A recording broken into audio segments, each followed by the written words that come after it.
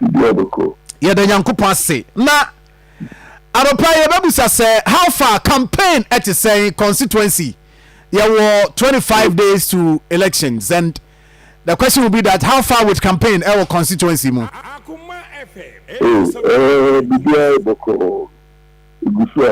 Campaign touching base with the electorate and see now who share this year's campaigner? I mean, compare with the previous ones. I mean, overrated we say we no hit woman. Every campaign there, every contest there, in fact, and to say we do every contest once we consider it as contest. Hard work into every contest. You put in your best. That means election there in strategy. No two elections are the same. But this year was strategy, then submarine because any party for any bidding come say presence or activeness our campaign, compare last 4 years and then this year no our firm. I will not force them because campaign did. This time is 87.9. This time is touching base with metrics. And it is a more cancer, Dibini, not Camino, Akoma, probably, or no, every day,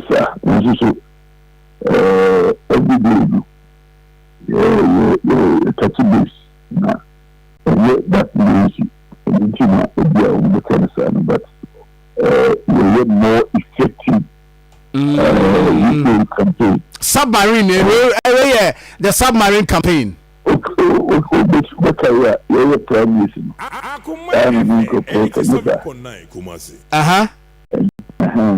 there is also no determining the efforts. But idea no okay. Primary CD. You say o comments actually say o bray. I mean, no comments in which say I would say militarization in comment on message. I was touching this all the same. But when you say the general trend that politics I'm sure we are bringing people who come to politics for different reasons, not for leadership.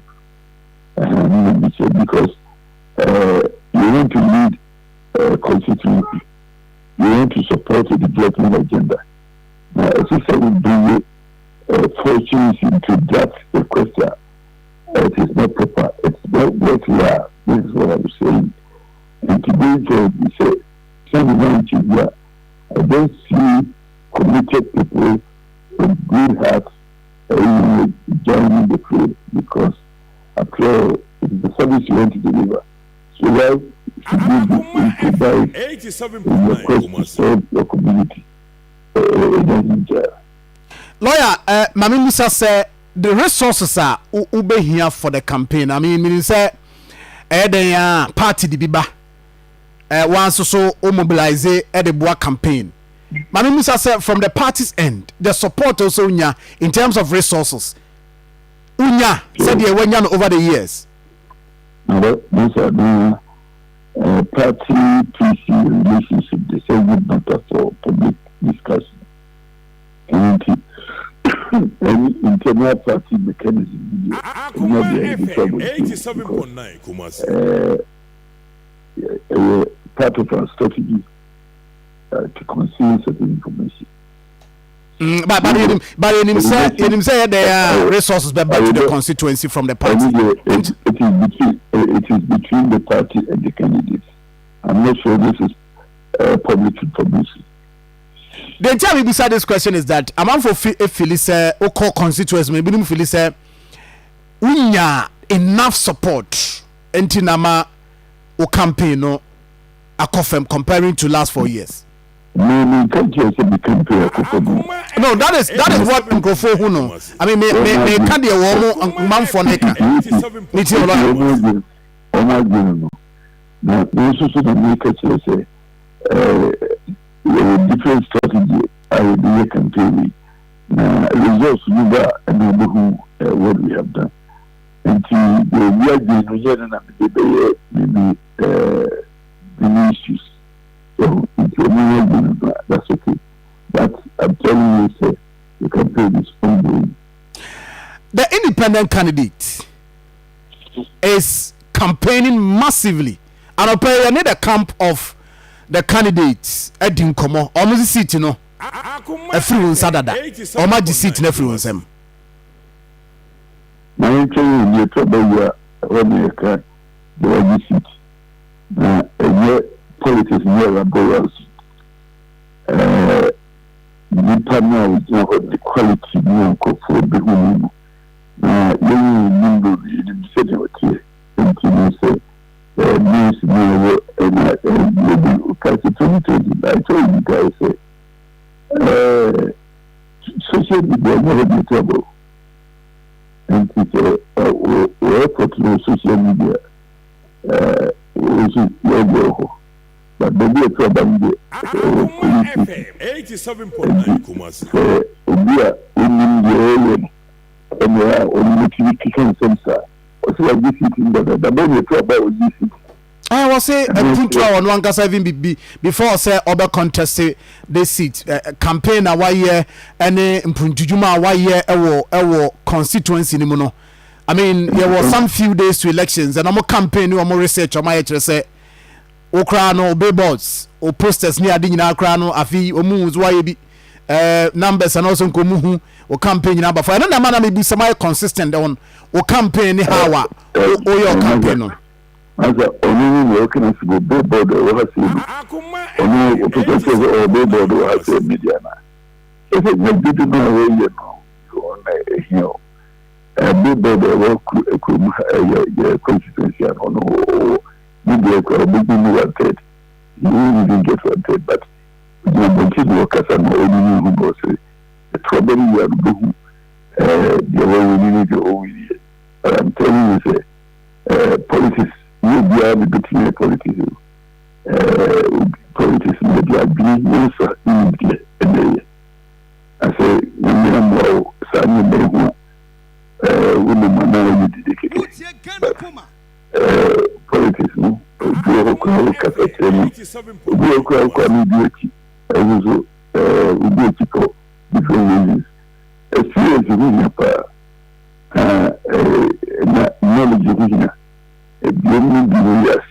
translation politics and together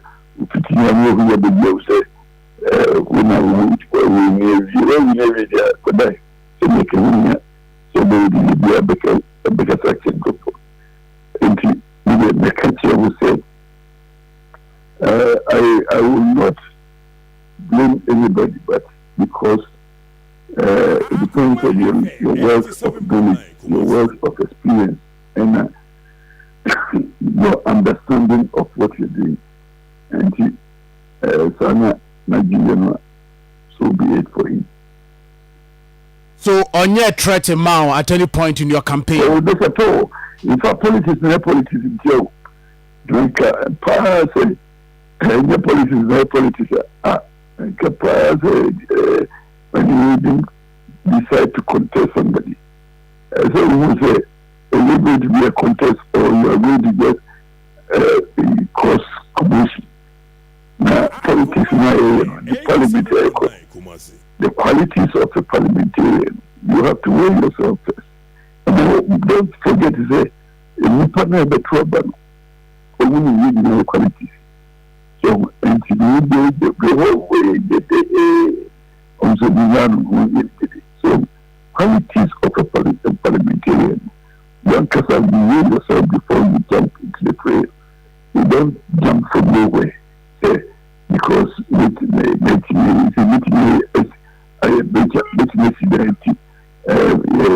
call into politics. The trouble, the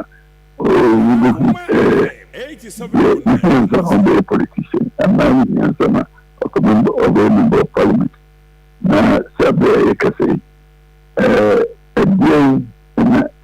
who buy the parliament. Parliament, only have to do one more. Could do crazy people that are so better. And there, because of the two, not your peers, people who are ahead of you in life, ahead of you in education, ahead of you in experience, ahead of you in know-how, ahead of you in network.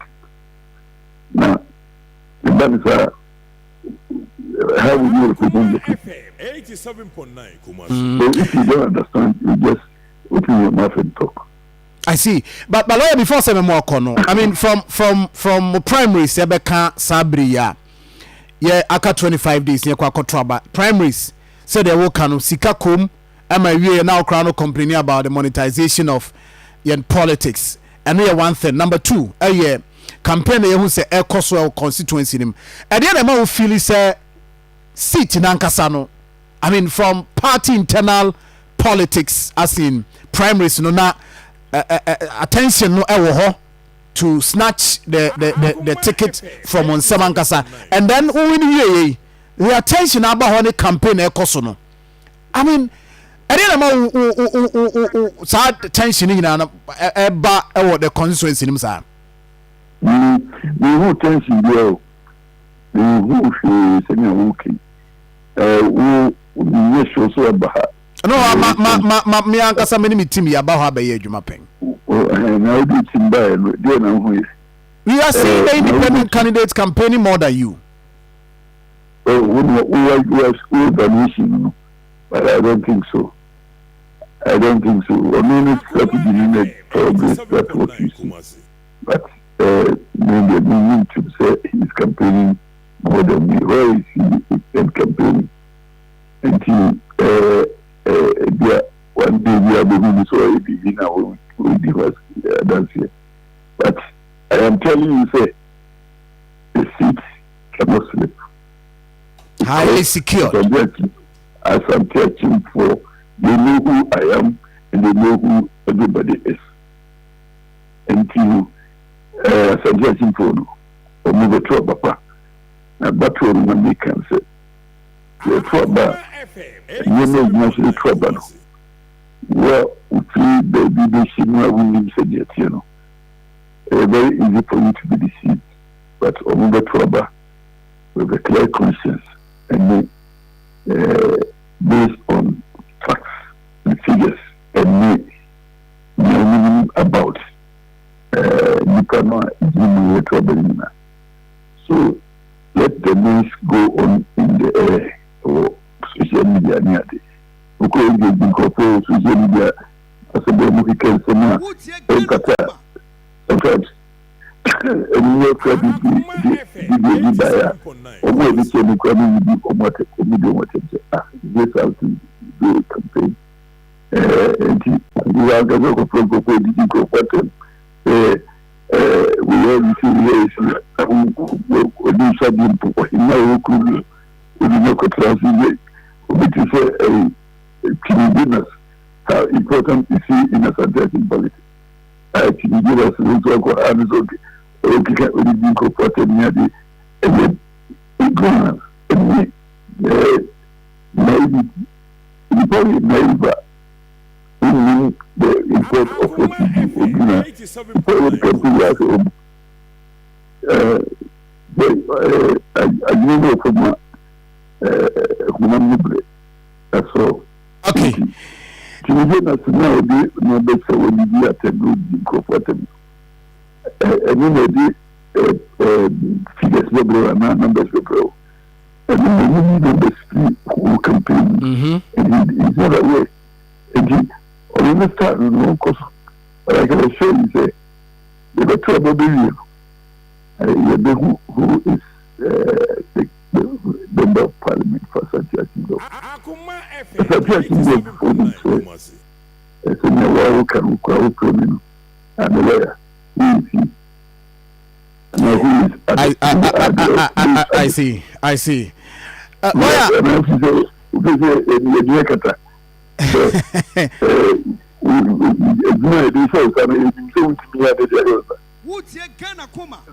Capacity being on the as I'm judging for no many Katai. And so many who said be a politician. You know, the necessary preparation. Security economic will be.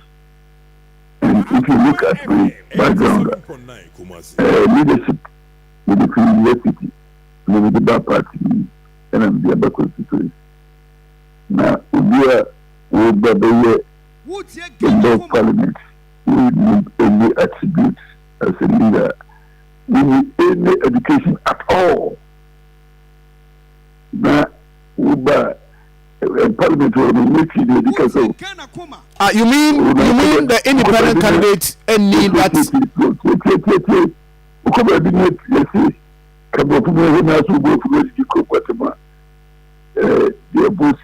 Akoma FM 87.9. What I'm saying is searching for you know who to choose, because at least they have seen my performance.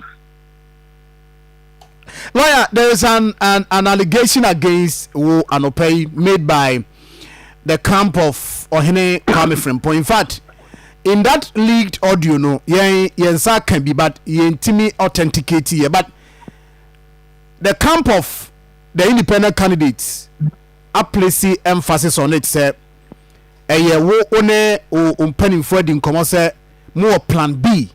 Se koba se mo ntimi anweni a mo plan B a mo de be win the election. In fact, sa asante achim for kran to abana mamoa, you have a plan B. This is a leaked audio. Meaning say wonsa can that audio ni be there, but the camp of Ohene Kwame Frimpong enso so e de atoso say omonsa can that audio na e chere say obopo say obewiem. In experience in the Kasanu, acceptance of loss would be a short year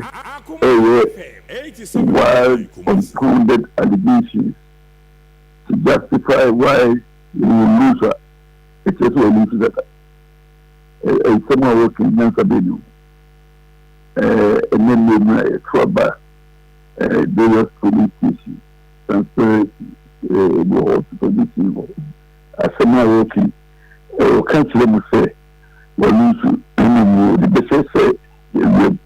that's all that I understand. Now it shows the level of understanding of the politics I am on so called the campaign, who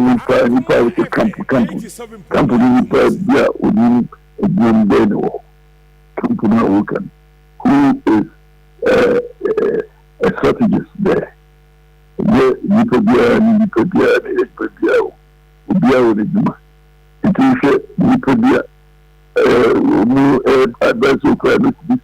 quality of that enterprise.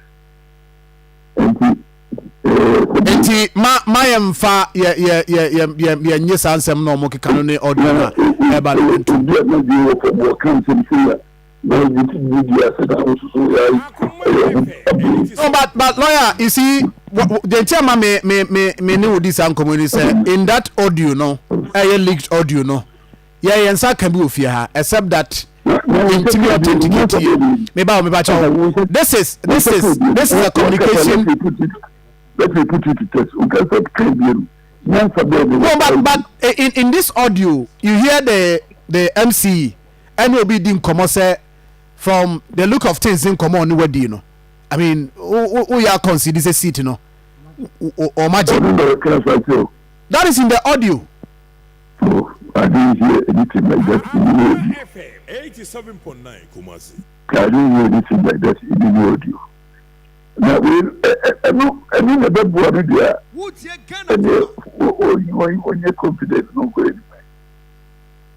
I say, the election.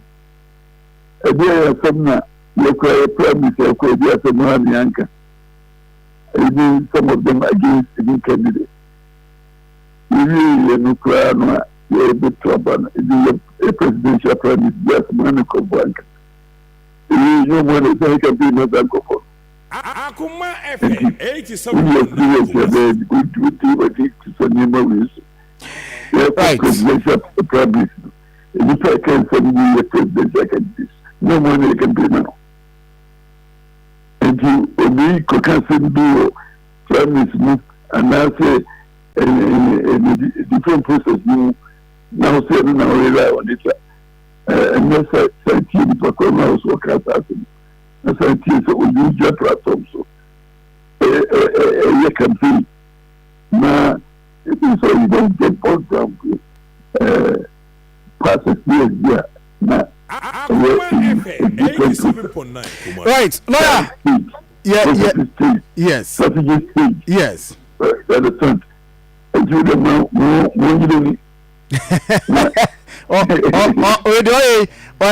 Generally, ever fancy.